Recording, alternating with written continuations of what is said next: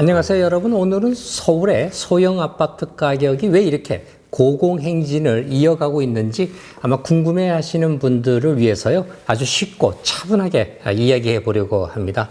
먼저 지금 강남권에 있는 소형 아파트 시세를 보면 정말 놀랍죠.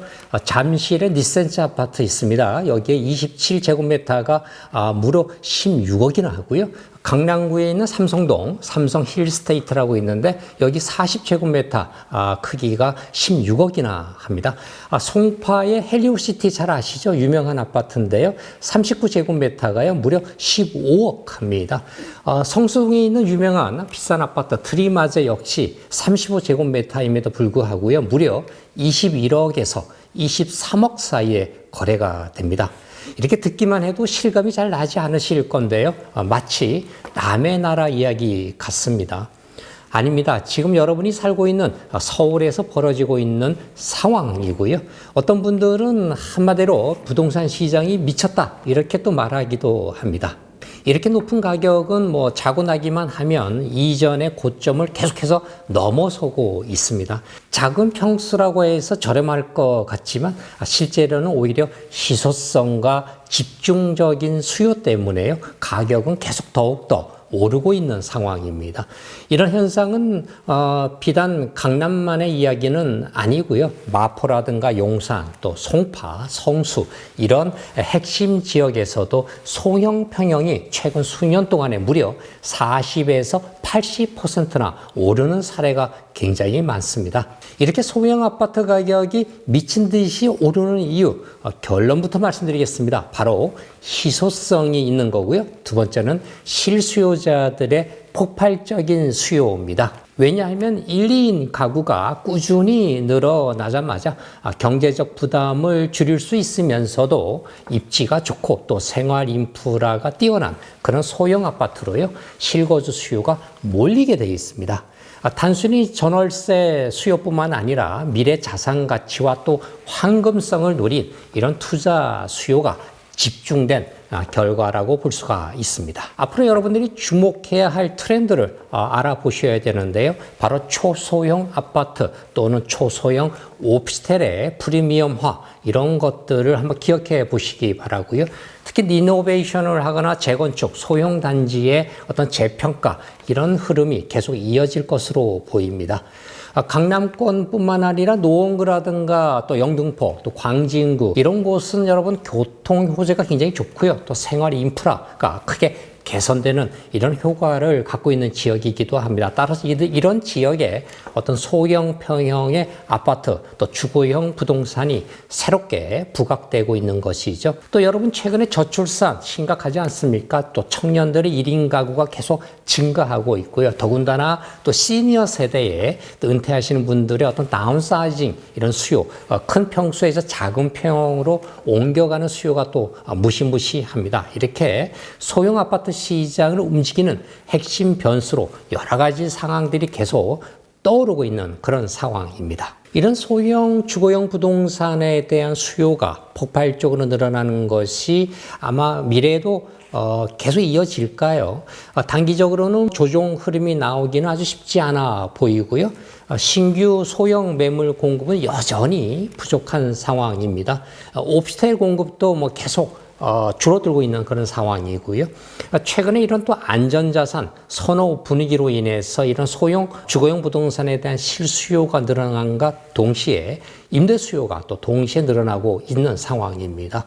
글로벌 자산 시장과 또 연동이 돼서요 외국인 투자자들의 문의도 계속 늘어나고 있다고 합니다. 더욱이 서울의 주요 지역에 대한 어떤 프리미엄의 인식이 여전히 높다는 점도 기억해 두시기 바랍니다. 한번 정리해 볼까요? 서울의 소형 아파트 가격 상승 이것은 일시적인 현상이 아니고요 구조적인 변화에 따른 결과다 이렇게 말씀드릴 수가 있습니다.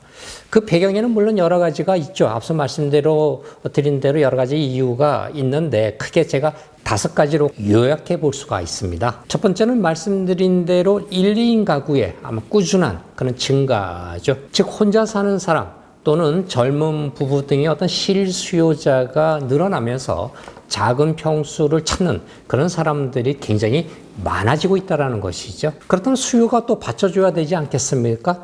그런데 공급은요, 부족해지고 있는 반면에 수요는 계속 확대되고 증가하고 있다는 것입니다. 따라서 장기적으로요, 소형 평형에 대한 어떤 프리미엄 또 가격 방어력이 더 부각될 가능성이 매우 높아 보입니다. 두 번째는요, 소형 주거용 부동산에 대한 투자자들의 경쟁이 심화되고 있다는 점인데요. 소형 평형은 상대적으로 진입 장벽이 굉장히 낮죠.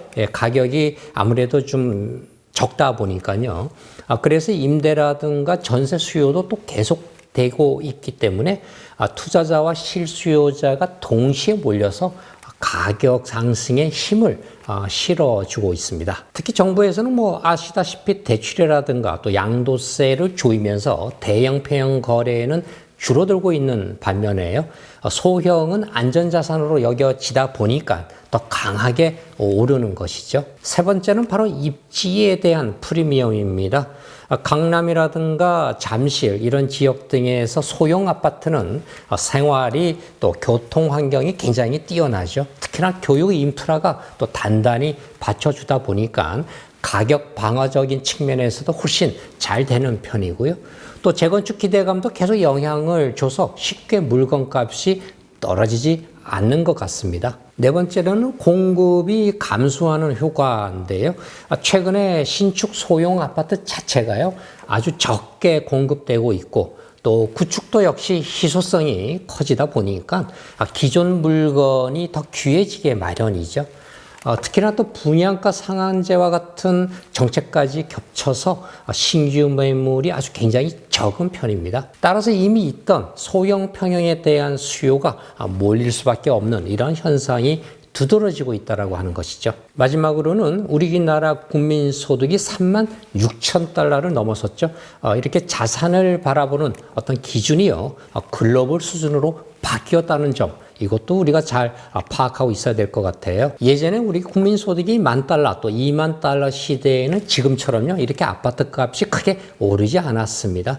그러나 이렇게 세계적인 자산의 흐름 또 투자에 대한 트렌드가 우리 시장에도 깊이 스며들면서 가격 기대치가 한층 올라간 그런 상황입니다. 제가 홍콩이나 또 일본이나 다른 선진국들의 수도권에 가보면 소형 평형 원베드룸이라 그러죠. 방 하나, 거실 하나 정도 있는 이런 것들의 가격이 다 10억이 넘는 상황입니다. 결국 선진국들과 같이 이런 구조적인 요인, 또 정책 영향이 겹쳐져서 서울 도심에 있는 소형 아파트 가격은요, 단기간에 급등하고 또 쉽게 조정되지 않는 그런 모습을 보여주고 있습니다. 실거주와 투자, 이 두 마리 토끼를 잡으려는 수요가 계속 쏠리고 있는 거죠. 이 영상을 통해서 여러분들이 서울의 소형 아파트 시장의 어떤 흐름, 또 투자 전략, 그리고 앞으로의 전망까지 한 번에 이해할 수 있었길 바라고요. 혹시 더 궁금한 점이나 궁금한 사례가 있으시다면 댓글로 남겨주시기 바랍니다. 다음 영상에서도 최신의 어떤 시세, 데이터,